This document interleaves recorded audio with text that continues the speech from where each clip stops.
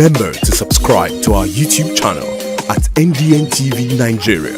Click on the subscribe button and be the first to get notifications. Concerned Ogonis, including the family of slain environmentalist Ken Saro Wiwa, are calling on President Bola Ahmed Tinubu to set up a judicial commission of inquiry to revisit the military tribunal of 1995 that convicted the Ogoni 9. They maintain that Ken and the others executed were not criminals, and such a commission will confirm their innocence and exonerate them from the injustice served by the military administration. This followed President Tinubu's June 12 address at the joint session of the National Assembly, where he conferred a posthumous national honor of Commander of the Order of the Niger, CON, on Ken Saro Wiwa and the 8 others. He also granted a state pardon to the entire Ogoni 9, who were all executed on November 10, 1995. While President Bola Tinubu's June 12 speech at the National Assembly may have resonated differently with people across various parts of the country, especially in the Niger Delta and outside the country, one moment that stood out was the state pardon and posthumous honor granted to Ken Saro Wiwa and the 8 other Ogoni activists executed in 1995. Furthermore, I also convert posthumous national of Ken Saro Wiwa, CON, with his fellow travelers, Sunday Job, OON.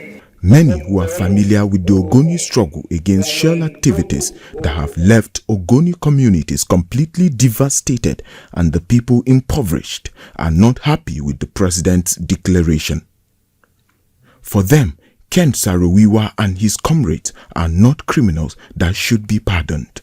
If there is any person that needs a pardon, it's the federal government that needs pardon from Ogoni.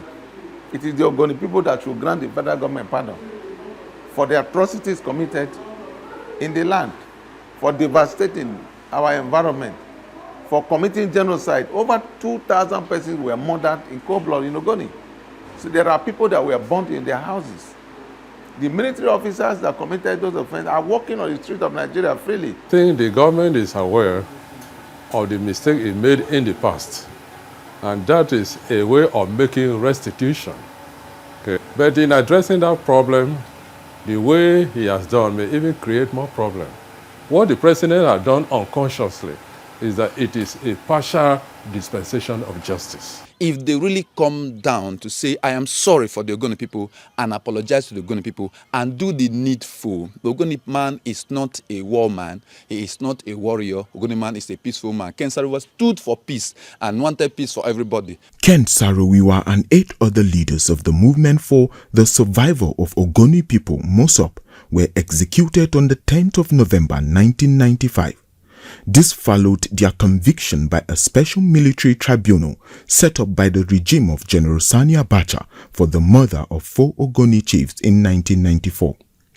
The chorus of outcries from within and outside the country could not stop the then military administration from sending the Ogoni 9 to the gallows.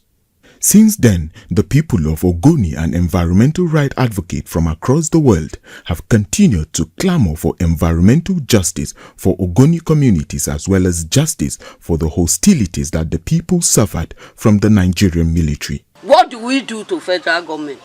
What do we do? What did the Ogoni people do to them? Only to come and kill us.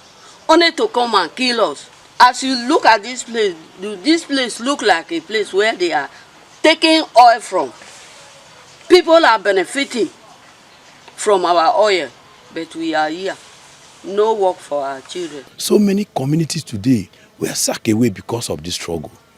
And Ken never committed any crime. Ogoni is the only tribe that has a refugee all over Africa. But the federal government never talks about that. The MOSOP leadership, as quoted in several media, commended President Tinubu for trying to set the record straight, but insisted that it is not enough. MOSOP therefore called for a judicial commission of inquiry to look into the 1999 tribunal to correct what it described as a stain of injustice on the Ogoni 9. The daughter of Ken Saro Wiwa, Nu Saro Wiwa, in a post on her Facebook page, shared the position of MOSOP when she wrote that, and I quote, "While thanking President Bola Ahmed Tinubu for doing the right thing, we further request a review of the judicial proceedings leading to the erroneous judgment which occasioned such a colossal loss to our family, the Ogoni people and concerned Nigerians. Such a review will heal all wounds and ensure that further miscarriages of justice are not continuously visited on persons protesting their fundamental right as guaranteed in the Constitution. We believe that this review will lead to a complete exoneration of our heroes." End of quote. A member of the Wiwa family, Prince Harry Wiwa, spoke to our crew members who were at the Wiwa family compound in Bane, Kana local government area of Rivers State. What we wanted from the government was an apology. Apologize for what they have done. My people, we are sorry about all that happened. But they didn't kill anybody. Was he even there? There's a police report. They abandoned police report and did what they are doing. The president has said what he feels was good, or what his hand can carry. Fine. If this generation does not push through it, this matter will not die. Next generation of Ogonis or children will pursue it. It's been nearly 30 years since Ken Saro Wiwa and other activists and the 4 slain chiefs lost their lives. But the main issue around their death, which is environmental injustice by oil companies, is still very much alive. In fact, more communities across the Niger Delta are now facing the same, if not worse, problems, a situation that calls for urgent actions. For many, the federal government is only revisiting the Ogoni matter solely just to restart oil operations in the area, which had been dormant for about 32 years now. But the Ogoni people are clear on what they want, which they say is true justice for those who were executed, a proper cleanup of their polluted land, and a fair share in any oil-related activities in their communities, amongst others. Inside the Niger Delta,